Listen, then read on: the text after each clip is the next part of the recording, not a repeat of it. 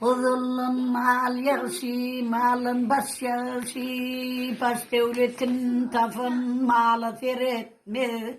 Doğmadık oğlun doğum yat yarşı, nadan oğlun atasını teretme. Atta ayak bolsa özge tin bolmor, erde gayrat bolsa işi kıyın bolmor. Savaş günü koççi güttemin bolmor, karşı vakar peykam yeter etmez. Alamanın evini tertar başlar, koççi gütlerin ayda vurur kılıçlar. Kimse betev miner, kimse at koşlar, abrey tapmadık yeter etmez. Elim görkü neden iner bıçalır, dünya yolukta türbeçen alır.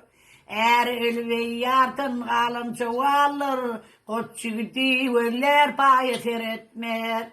Mağtım kolu garip gevnin payı eder, kanağıt ülkesin gevni çay eder. Her kim öz yarını misli ayetir, ayın öller özgü ayet seretmez. Oldu mu?